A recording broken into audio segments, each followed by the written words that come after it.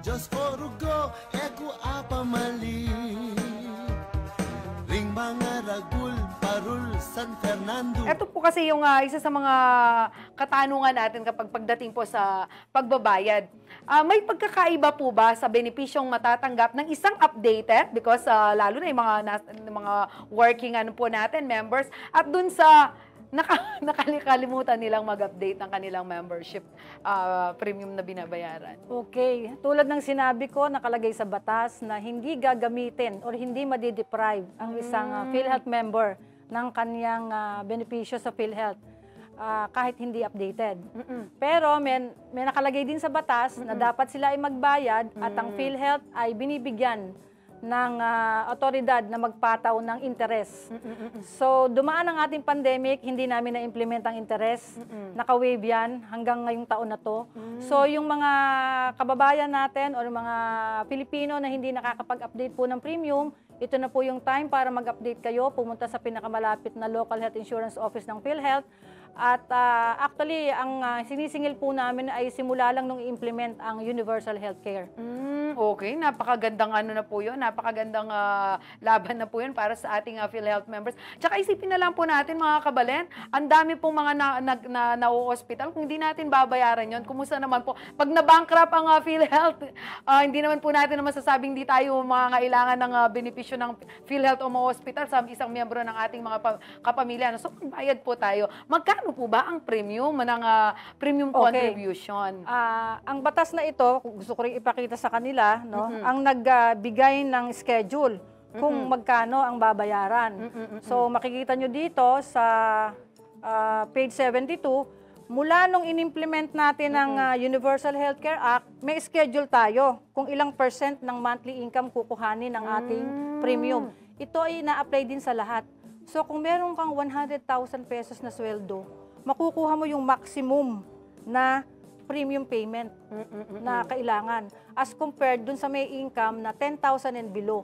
Kung saan minimum ang makukuha nila na premium na computed premium payment. So ito, sinasabi ng batas na mula 2019 nag-start tayo sa 2.75%, naging 3%, naging 4%, at ngayong 2024 hanggang 2025 may schedule tayo na 5% of monthly income ang pagkukunan. So kung ang income mo naman ay 10,000 and below, pareho pa rin. Na magkano yan, Doktora? 5% of 10,000 is 500. Kung ang monthly income mo ay 9,000, 500 pesos pa rin. Okay po. So monthly po yun, Doc Weng. Kasi nag-set tayo dito nung tinatawag nating income floor, yung pinakamababang pagbabasihan ni PhilHealth, at ang income ceiling, yung pinakamataas. Kung sumusweldo ka ng 100,000 sa 5%, magkano yun? 5,000. So, kung empleyado ka, hati kayo ng employer mo. Yes, so, tig-225 kayo. So, yung mga nagtatrabaho na malaki din ang sweldo, malaki din ang binabayad nila as compared dun sa nagdi-declare ng 10,000 and below ang income. Okay? Ngayon, kung higit sa 100,000 ang sweldo mo, nandun ka pa rin sa 5,000 pesos.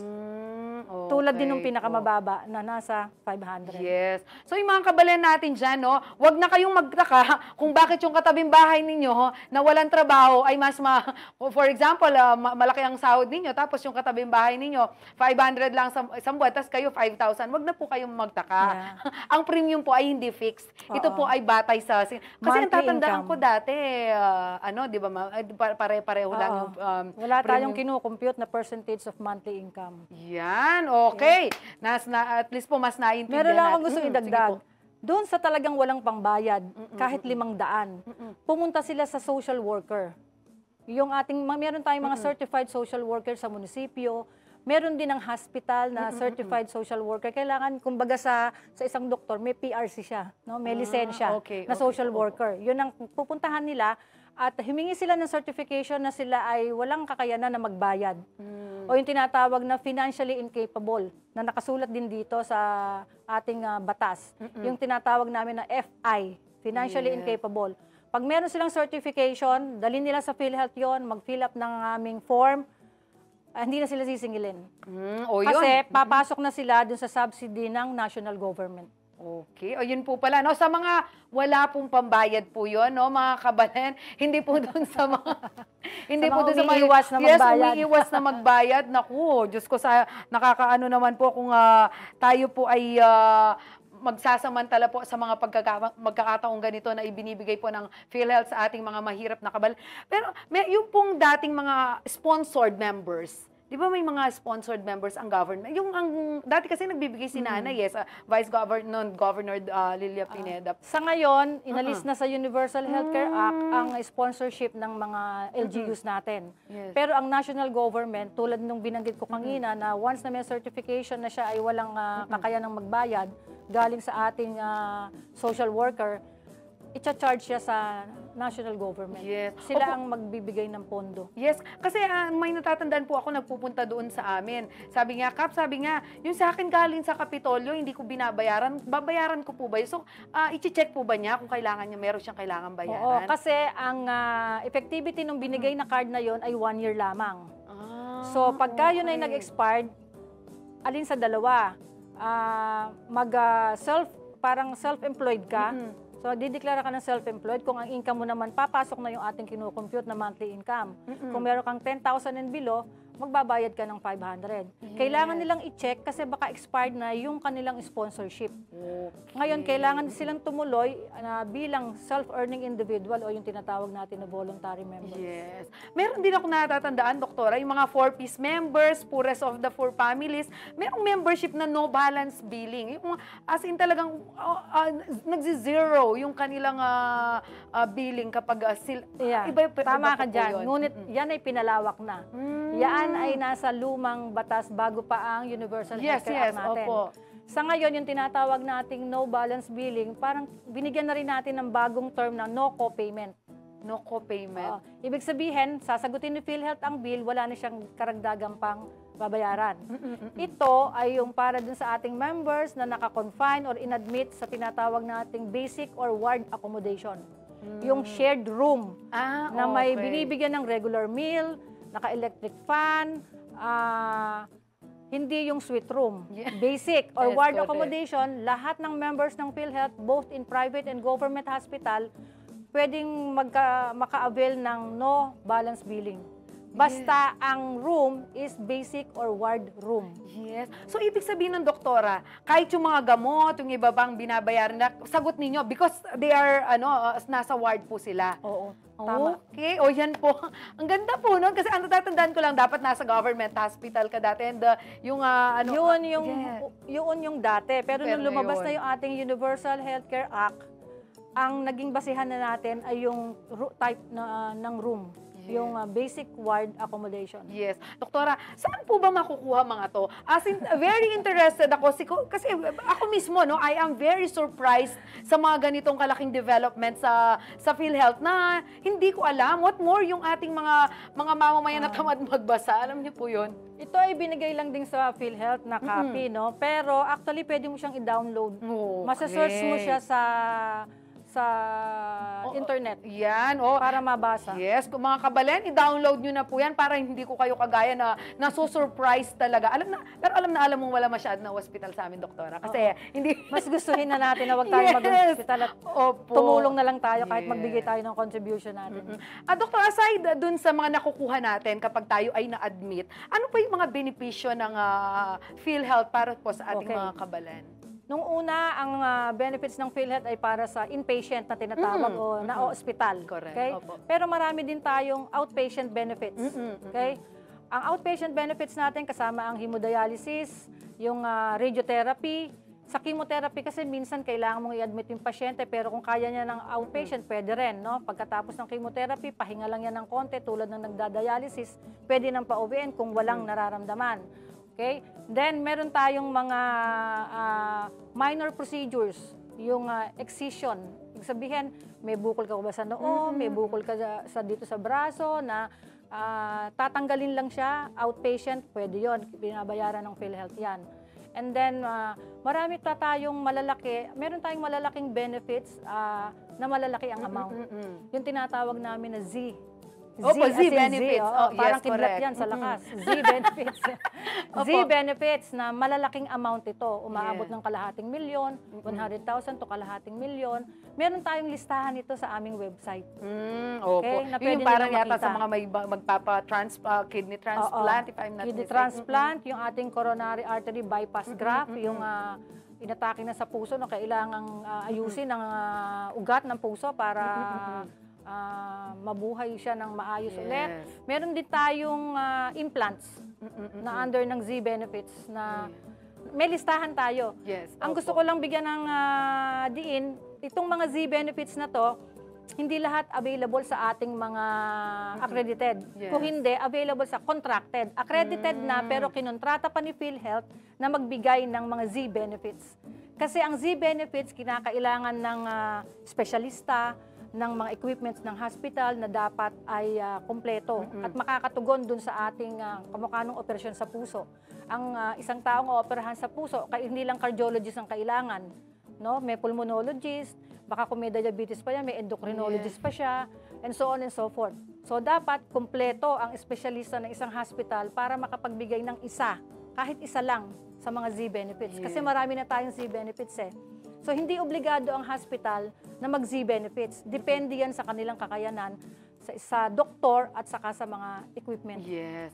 Alam niyo po, kabalay na napag-usapan namin ni Doktora, ito yung mga basic na dapat ninyong malaman. Pero syempre, magpunta pa rin po kayo sa kanilang website para mas maging, mas maalam po natin kung ano pa yung mga benepisyong binibigay ng ahensya. Pero ito lang ang isa ko pa palang katanungan, Doktora, bago tayo magtapos, no? Kasi ang isa pang naano ko sa PhilHealth, dati yung mga buntis may kasi marami tayong mga babaeng nanonood. Marami tayong nanganganak, Opo, di ba hindi iba na yung sa naubos. CS, iba po yung sa Normal delivery. So, iyon, nagbago na rin ba o because of UHC or dati pa rin yung mga nakukuha natin? Sa mga buntis na wala na yung 9 months natin na contribution dati kasi yun ang hinihingi lalo na sa CS. So ngayon, na-apply na rin, pwede na nating i-apply din sa kanila yung kahit hindi updated ang premium, pwede, pero kung talagang kailangan magbayad pa rin ng premium. No?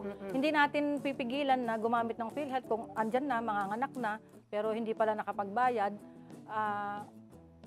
Kailangan tanggapin pa rin sila ng mga ospital na accredited. Yes. Pero dapat bayaran pa rin ang premium. Yes. Doktora, kasi sa mga nanghihingi ng tulong, sa mga nanghihingi ng assistance from the government, lagi nga binibigay ng final billing. And then, hindi naman kasama yun. Siyempre, ililas na yung PhilHealth, lahat ng tapos yung natira na lang, no? Ilalapit sa mga ahensya ng gobyerno, sa DSWD, sa Kapitolyo. Kaya lang yung doctor's fee ay laging hindi kasama.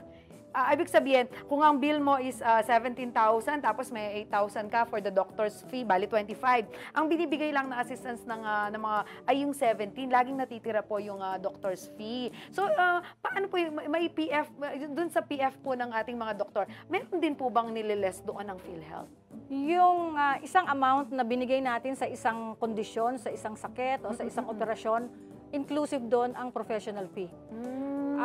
Buksan natin yung ating mga circulars. No? Pagka nagpunta ka sa website, may part doon circulars, pindutin mo yon, lalabas lahat ng circulars kada taon. Okay? And then, yung circulars ng ating all-case rate, meron tayong bago ngayong 2024 dahil nagtaas tayo ng 30% across the board yan, halos lahat. Meron lang ilang cases na hindi kasama sa 30% increase, may listahan din si PhilHealth dyan. May mga annexes itong mga circulars na to.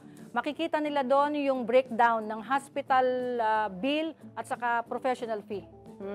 Yun pala mga kabalan, natitignan din po na. Anyway, meron naman din akong nakikita ng mga hospital bill na meron din naman na nililes nila yung PhilHealth, meron sila sa. Ibig ko sabihin nun, Doktora, Doc Weng, kapag dapat ba accredited din ng PhilHealth ang doktor bago siya Tama ka. Dapat parehong accredited ang hospital at ang doktor. Gusto ko lang din sabihin na meron kaming mga sakit, kamukha nitong mga Z-Ben, na hindi binabanggit kung magkano ang hatian. Pero inclusive din doon. Ang dapat gawin ng hospital bills plus PF, for example, equals 100,000. And then PhilHealth, merong 75,000 na coverage. Dapat 100,000 minus 75. Okay? Kung may matira man na 25, kasi si doctor as professional fee, magbibigay din siya ng discount, PhilHealth discount, na i-charge doon sa PhilHealth coverage. Yes, opo. Siguro, Doc Weng, yung mga ano naman natin, ma-assure naman po natin yung ating mga pasyente, no, yung mga pamilya ng mga pasyente, na yung ating mga, di ba may mga PhilHealth officers po Yes. bawat ospital. Alam naman po nila yung ating mga computations, yung mga sinasabi po ninyo, mga Okay, trained po sila. Okay po. Okay, lilinawin ko din yan. Yung PhilHealth section ng mga hospital ay hindi po opisina ng PhilHealth. Tinatawag lang nila yan na PhilHealth PhilHealth, section or PhilHealth correct. office dahil doon pinoproseso yung mga dokumento na isasubmit sa PhilHealth. Yun din ang maaaring nag-aasikaso ng mga deductions and lahat. Kasi minsan na quote kami na sabi, PhilHealth office nung pala, opisina ng isang hospital. So ang hospital, meron silang although in-advise na namin sila na wag nilang tawagin na PhilHealth clerk, PhilHealth office, kasi nga, akala, Yes, na-associate po oo, sila sa- na-associate sa amin ang akala, opisina talaga ng PhilHealth. Pero pag nakakita kayo ng nakalagay doon sa kanila, PhilHealth office, sa hospital po yon at staff ng hospital ang tumatao doon. So, ang gusto ko lang din sabihin sa ating mga member, na dapat alamin po nila yung mga, siguro bisitahin na lang muna nila yung annexes. Yung annex A, B, C, D, meron yan Opo. Nakalista doon yung medical cases, nakalista yung surgical procedures, nakalista yung hindi kasama sa increase, nakalista yung para sa, meron kasi tayong level ng hospital na hindi siya level 1, 2, 3, kundi yung mga primary care facilities, may mga ganun tayo, or infirmary, iba yung coverage sa kanila. So, buksan lang nila yung website, magbasa sila, maraming circular doon, makikita naman nila, pag nakita nila yung case rates, mga illnesses covered by PhilHealth, marami yan. Kasi meron tayong mga nakahiwalay na mga sakit na binibigyan namin ng sariling polisiya. Okay? Tulad ng pneumonia. Yes. Ang pneumonia ng PhilHealth, hindi lang 30% ang itinaas. From the coverage na, kano ba yung dati namin? Naging ano na siya, 80,000. 80,000? Yung high risk, Yes, high opo, risk yun. pneumonia. So, itong pinataas na coverage ng pneumonia at saka ng stroke actually, lalo na yung tinatawag na, kasi dalawang stroke it's either nagbara ugat or pumutok ang ugat. So, may mga presyo yan na itinaas na. Higit sa 30% ang taas nito. More than 100% ang taas niya.